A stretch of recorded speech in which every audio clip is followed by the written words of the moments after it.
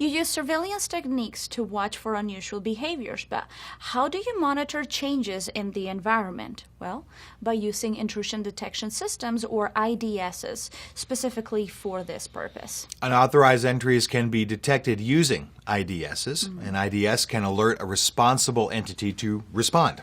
IDSs can monitor entries, doors, windows, devices, or removable coverings of equipment.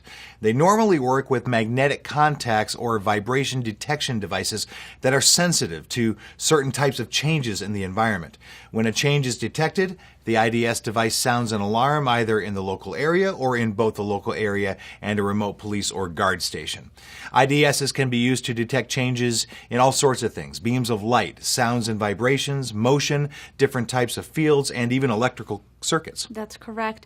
IDSs can be used to detect intruders by employing electromagnetical systems such as magnetic switches, metallic foil in windows, pressure mats, or volumetric systems.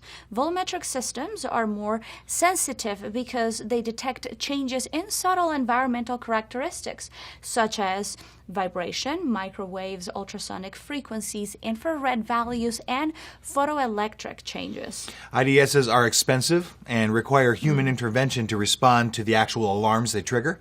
You will need to have a redundant power supply and emergency backup power. They can be linked to a centralized security system.